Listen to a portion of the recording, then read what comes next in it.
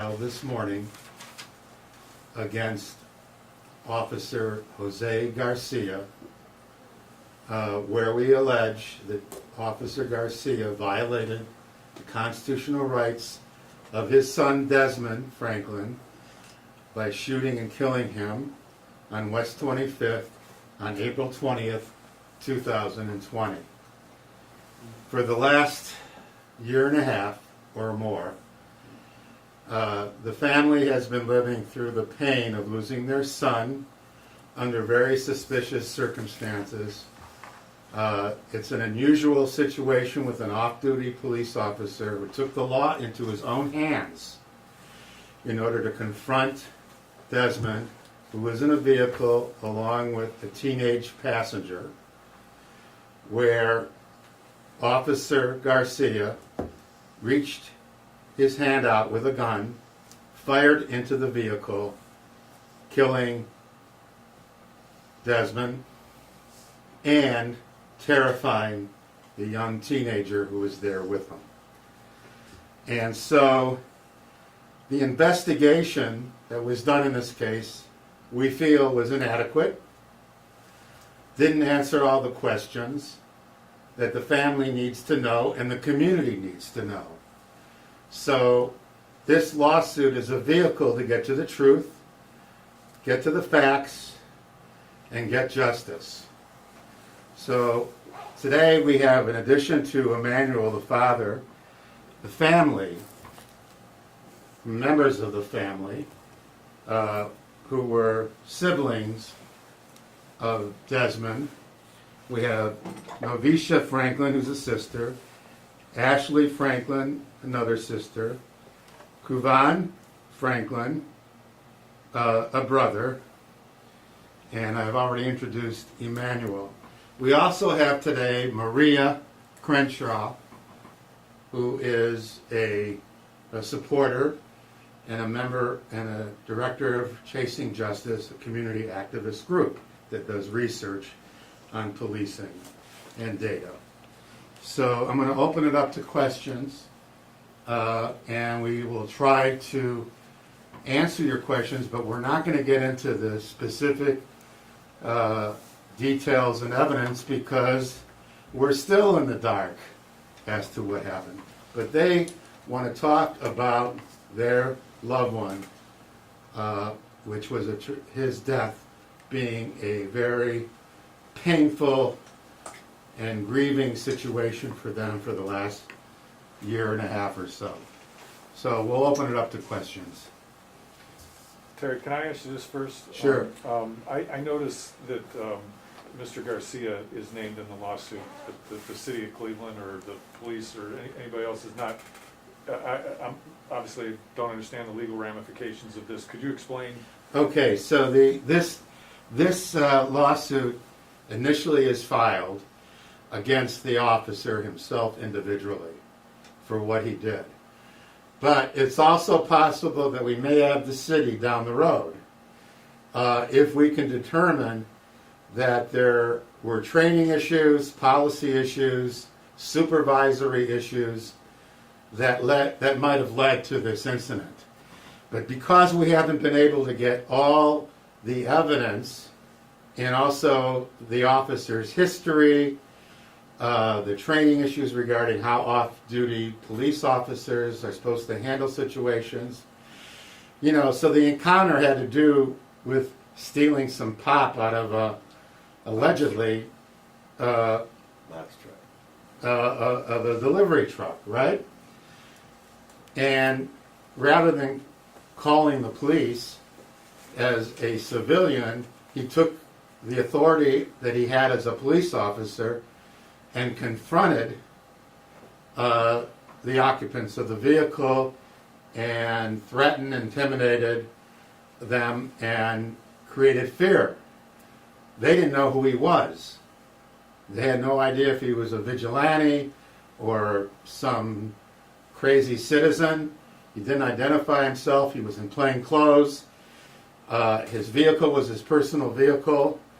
And so this conduct of this off-duty police officer went beyond what a police officer should be doing, and how that a police officer should present themselves to people that they're going to confront.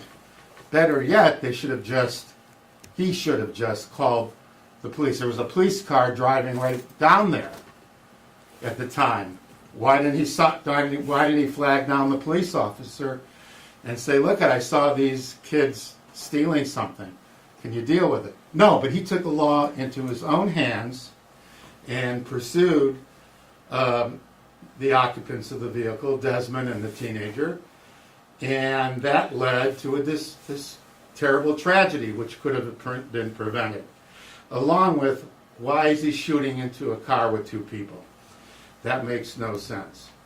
And so this lawsuit is going to be, it's going to go on for a while, but we're going to get to the bottom of it, get to the truth, and get some justice for this family. Any other questions? Is there information you've requested from the city and they've just refused to give you, or what is the situation with that? Okay, so we have different agencies involved. So there's questions about the initial response to the 911 call, to the call for assistance. Jose Garcia was there walking around. He wasn't removed. There were conversations that happened, and there was very little crime scene investigation. Okay? So that's the first component of this case. Secondly, Cleveland, based on the consent decree, has made a decision to turn all the police shooting situations to another agency. That agency is the Cuyahoga County Sheriff's Department. All right? Not sure how independent they are, looking at Cleveland Police, because they work together. But reading their investigation to me was shocking. Basically, no probing, no proper questioning of various witnesses. It wasn't until weeks after the incident, with the union standing behind Jose Garcia, fully prepared to answer questions, did he come in and give a statement. And then part of it was turned over to the BCI, because BCI presented it as lawyers, prosecutors, to the grand jury, and we know the grand jury cleared Mr. Garcia, but we have no idea what happened in the grand jury because it's a secret proceeding, and we're not able to get copies of the transcripts. And then there are forensic issues which we need to get to the bottom of. So that's why the lawsuit is so important, because the investigation doesn't go deep enough into the situation to come to any kind of a conclusion on this case. So that's why we need to use the courts. We can't get a criminal prosecution against Jose Garcia, at least at this point. Who knows what happens when we get into the case and we do depositions and that kind of thing. Who knows whether it will ignite outcries from the community to get a federal DOJ investigation criminally, which is what is going on in certain cases around the country. So we're not foreclosing any available remedies, whether it's civil cases like this or potential federal criminal cases. We don't just go by the fact that an indictment did not come down for Jose Garcia, because most cases, to be honest with you, that go to the grand jury end up in whitewashes. We've seen many grand jury cases that exonerated police, and then later on we find out the details, and it's a whole different story. So this is the pathway that we have chosen to take in this case. Emmanuel, did you say, I'm sorry, you're Desmond's father? I'm Desmond's father, Emmanuel Franklin, 1M. Yeah. Tell me about Desmond. Desmond was my son, and I've been without him for almost 2 years now, and it's just really breaks my heart. It's devastating to know that he's not here with us at this moment because of the tragedy that he endured with this officer, Jose Garcia. You know, he was 22 at the time, and from what I understand is, you know, this is all over some pop. But my son shouldn't be gone because of no can of pop. And we really miss him a lot. And I really want justice for him, and I'm not going to stop fighting this case until I get that. Did the city or the police department ever offer you any? No one offered me anything. This whole case is a nightmare.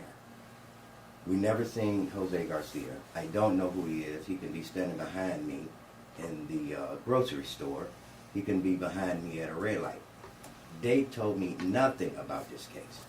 All I know is my son was shot in the temple by an off-duty police officer, and that was all I know, and he was free. That's all I know.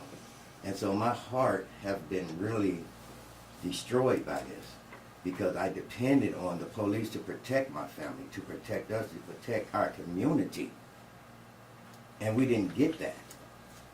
Instead, we got an angry officer shooting 5 times in a moving vehicle in 2 o'clock in the afternoon.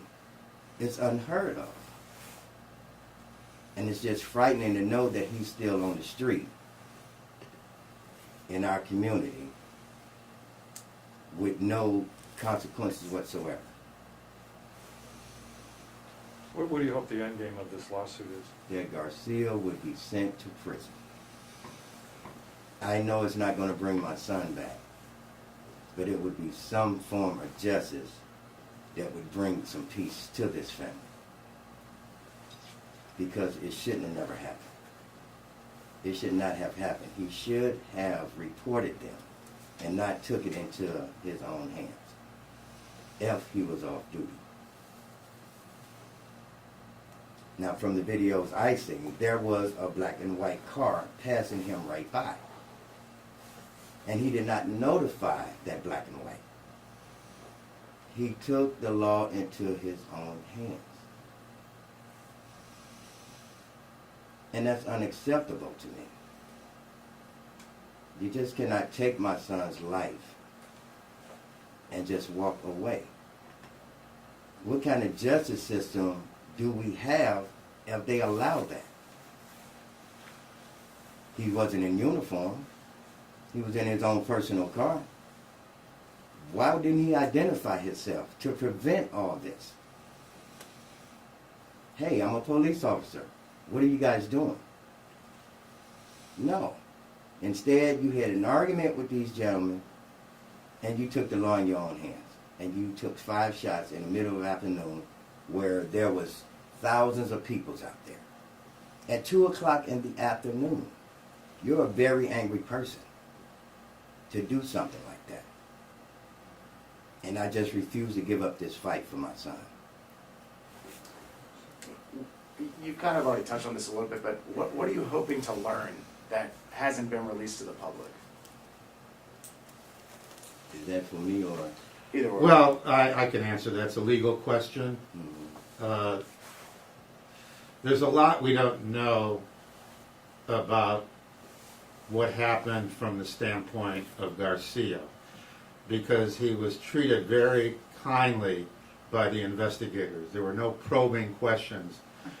There was no investigation with the department, Cleveland Police Department, as to the parameters of off-duty police officers who see criminal offenses. I mean, are they supposed to identify themselves? Are they supposed to show a badge? Or are they supposed to call for backup with actual police officers? None of that happened. We also want to look into his background and see what kind of training he received, what kind of training the department allowed. And, we've learned in the last couple of years, thanks to chasing justice, that many police officers around the state have not complied with OPATA regulations in terms of annual training, which means that they are not qualified to be police officers. So these are the things that we're looking at. There's also some witnesses surrounding this situation who saw certain parts. We need to talk to them. We need to take their depositions under oath, along with other police and EMS that showed up that day. We want to look into the question of why there was no immediate first aid, why it took so long for the ambulance to show up. We don't just accept the investigation done by the government and by the authorities, especially local entities. But we're all tied together. We need to get independent. We need to use this lawsuit, to use the power of the lawsuit to force people to testify and get to the bottom of it. And that could take a while, but they have plenty of time. It's never too late to get justice. So those are many of the things that we need to look at in this lawsuit that we haven't been able to get.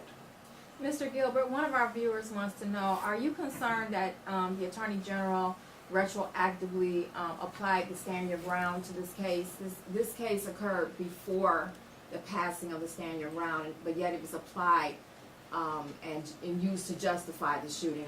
Can you give us some information or Well, thoughts on the Attorney General presented the case to the grand jury. We don't know what was said as far as the legal standards, whether the standards were based on what justification under the law do police have, or what criminal offenses might have taken place. So we really don't know. And probably we won't know what happened in the grand jury because it's unfortunately a secret proceeding.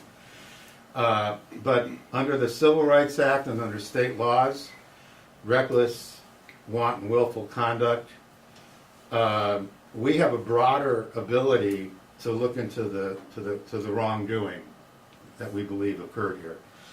And we have the ability through the courts to get subpoenas out, to get records that haven't been produced, and to argue to a jury of peers, ultimately, who can look at this case objectively and make a proper decision. That's what our goal is.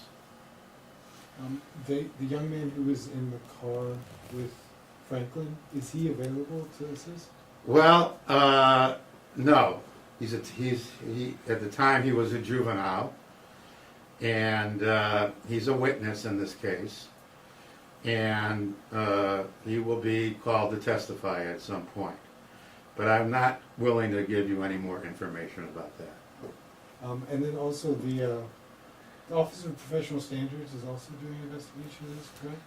No, they kind of, I haven't seen any internal affairs investigation, any internal investigations, which is typically, and I hope that you in the media might ask that question to the chief or the safety director. Was there a full internal affairs, internal review and investigation regarding whether this man should have been disciplined? Because that's what typically happens. Even though the officer might be cleared criminally, that doesn't mean he's off the hook as far as looking as to whether he violated policy, the use of force policy, the policies relating to off-duty police officers and what their authorities are, and that kind of thing. So that would be an interesting question. I haven't seen anything that they brought up any disciplinary charges. What they probably did is say, well, he was not indicted, therefore we're not going to do anything about it. And that's not right. They have to do an independent internal investigation. I would consider talking to Kerry Howard or Chief Williams and find out where that's going. Mr. Franklin, didn't you file a complaint with APS? Did they reject it? No, I did. No, they didn't reject it. They did an investigation, but I never heard anything else back from them. But I did file a complaint, and you know that's what got me here now to continue to fight for him and his children. He left 4 kids behind, 2 boys and 2 girls, and so they're growing up without their father. And it's a hard thing for a grandparent to go through. And their mother. You know, we're all just heartbroken by this because we have been failed by this justice system. Not just this family, but a whole lot more. We have been failed by a system that is totally broken in pieces.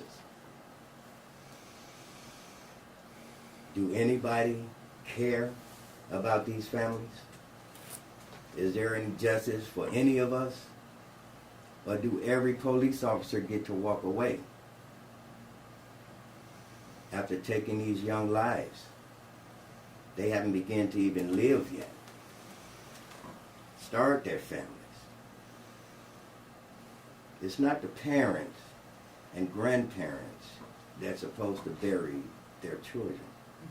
Children are supposed to bury us. But it's just happening too often. They're walking away freely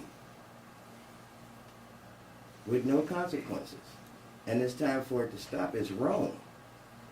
We deserve justice as well. If it was somebody in their family, they would want justice. So this fight just going to continue. As emotional as I am, and I'm really trying to hold myself together, I don't feel Garcia should be on the street. I don't feel like he should be protecting this community. I really feel this man deserved to be in prison. He acted very violently out there, and he did not have a concern about no citizen that was walking that street. He lit off 5 rounds of his issued police gun. 5 rounds. And I say it again, at 2 o'clock in the afternoon.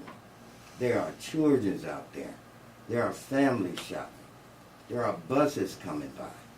These bullets could have went anywhere. So it wouldn't just have been my loss, but the loss of other families. But thank God that didn't happen. And Garcia should not be on the street. And they should do a really good investigation and bring this family justice. Are you optimistic where this case could go? Well, you gotta have hope. Justice requires a fight. It just doesn't happen on its own. So the family's united, the community is united, the legal representation is committed, and we hope for the best. But it's a long road to get justice, and we will pursue it to the end. Simple as that. Any other questions? It's about qualified immunity. Does that not apply here because I'm sorry? it's about qualified immunity? Does that Well, it typically does. That's what they do. They raise qualified immunity every time they get a chance. As you know, qualified immunity has been widely attacked by both the left and the right as being a crafted defense which is not in the Constitution, which was judicially created, and unfortunately it has excused the conduct of many police officers. We will do our best to fight it. But there are disputed facts here. And when you have disputed facts, qualified immunity doesn't hold up always. And we have evidence that Mr. Garcia was not under any imminent threat of harm when he shot Desmond that day. Anything else? If you guys have no more questions, I'm gonna let Desmond's siblings have a moment with y'all, and just so y'all can get some insight on the emotion and the pain that we've been going through. So we're gonna let Clayvon come on up briefly and say something about your brothers briefly. Okay. My name is Clayvon Franklin. I'm Desmond Franklin's second youngest brother. I would just like to say Desmond was a great father, great brother, great sibling, great son, great nephew. Anything, Desmond was great. Tragedy, whatever you want to call it, it's unbearable. We've been dealing with this for almost 2 years now. And I don't even really know where to go to here. I'm lost with everything. That's all I want to say.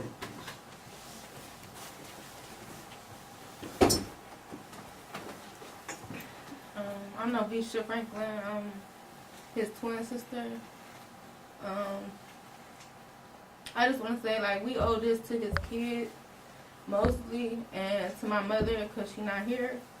But I believe we owe this to his kids mostly because, the holidays coming up, he able to be with his family. Desmond not here to be with his kids. Birthdays just came up. He wasn't here to be with his kids for their birthday. But mostly I just want justice out of this case.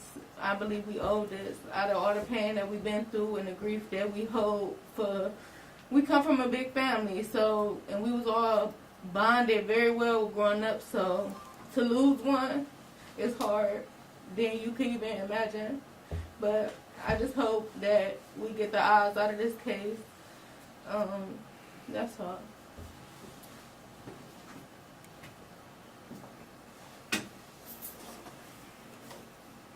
So for now, I'm gonna have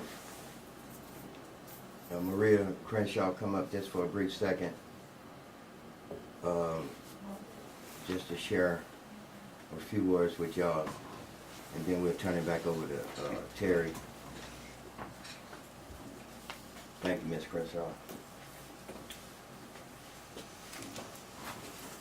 I love y'all. Y'all keep butchering my name. It's Mariah Crenshaw. I'm with the organization Chasing Justice, and I'm here today to support the family of Desmond Franklin, Emmanuel, and his siblings, and the community. We are seeing this tragically occur over and over again, where peace officers are killing citizens with impunity and walking away. We have concerns. Our organization has concerns, and we are reviewing all records that we are able to obtain. We have been able to obtain a lot of records from the city of Cleveland, which is very concerning for our organization, especially when it comes to the training issues. We have theories, but we're not going to share those theories at this point because we don't have anything to support it. But we are concerned that the necessary paperwork filing documents are not in Jose Garcia's files at this time, and we want to know where those records are and what those records would tell us in terms of whether or not he was properly trained to be there that day. Any questions? All right, 2 thumbs up. Thank you. So, and if there's no other questions, I want to thank you all for coming, so making sure that this press conference is covered, and keep this case in the public eye. It's very important. People know what's going on and know that there are people out here, families, community, that are willing to fight for justice. And hopefully that'll happen at some point. Thank you. Thank you all. Thank you all. Here, Clay, I see you got the spells. Good.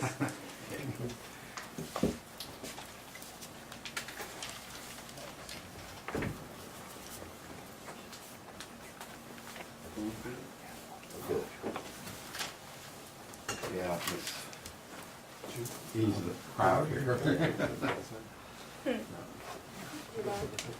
Yeah, I got a great